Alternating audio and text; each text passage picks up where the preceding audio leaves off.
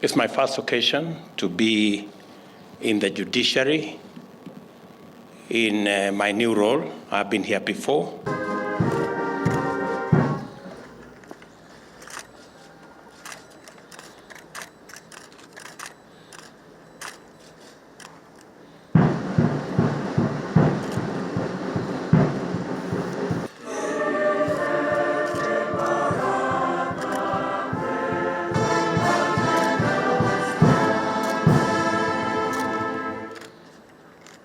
Ya Allah, make this enormous task easy for all our judges and so follow not the lust of your hearts, lest... Dear Lord, we thank you, Father, for the gift of leadership in our country. The President, Honorable Rigathi Gachagua, Chief Justice and President of the Supreme Court, Honorable Lady Justice Martha Koome, with the kind permission of Your Excellency, Sir, the Chief Registrar of the Judiciary will make some brief welcoming remarks. Democratic outlook, and this is a peaceful and orderly transition of power. Your Excellency, ladies and gentlemen, thank you very much once again for being here. I invite the Governor, His Excellency Johnson Sakaja. Judiciary, but I think the Chief Registrar deserves a hand of applause. Court. Your Excellency, functions in Kenya would end in half the time if we didn't have to say everybody's name. So allow me to associate myself. Yes, the general election, and all know, many of you are enjoying rates from the 1980s that you pay to the His Excellency the President, myself, and the Chief Justice led us to gazette the judiciary.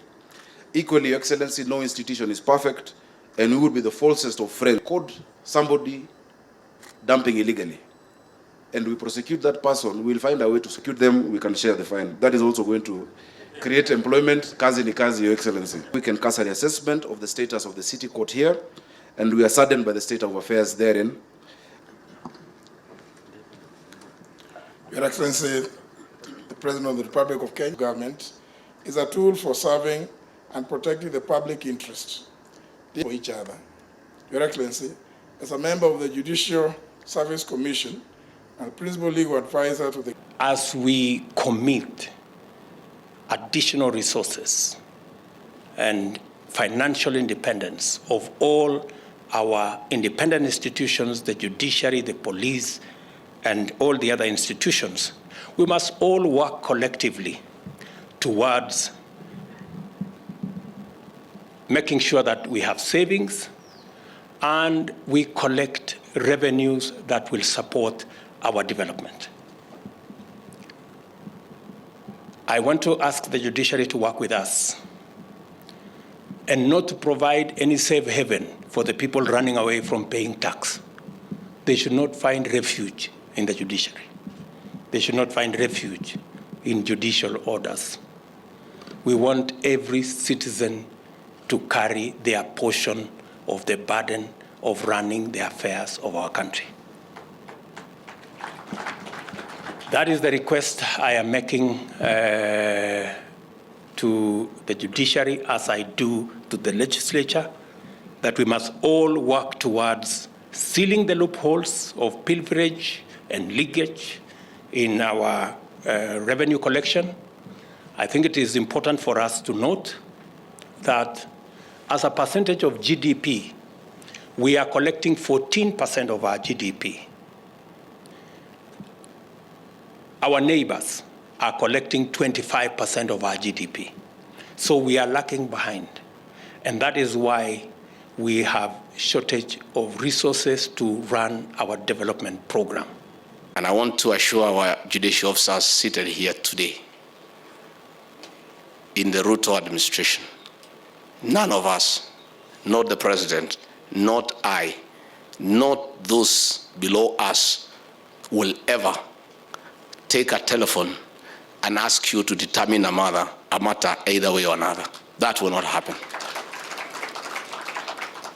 And if you come across anybody purporting to speak for the president, tell them to get you something in writing, and they will not. And if they insist and they persist, look for me, then I'll sort it out. We must have an independent judiciary for our country because it is healthy. And I want to confirm here today that the President, our boss, in his wisdom, has placed the function of coordinating independent offices and constitutional commissions in my office, not for the purpose of interfering with whatever you do, but for the very purpose of providing a facilitative and supportive role to your work by intervening where you need intervention in the Treasury and elsewhere in government, because the President wants the independent institutions to be facilitated and supported. And once we do that, I think we'll be able to have a good country that is managed by respect for the rule of law. For officers and us, under the President, for the avoidance of doubt.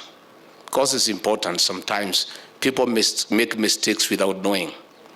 I want to confirm to you that the President has directed that this country will be governed through strict compliance to the rule of law.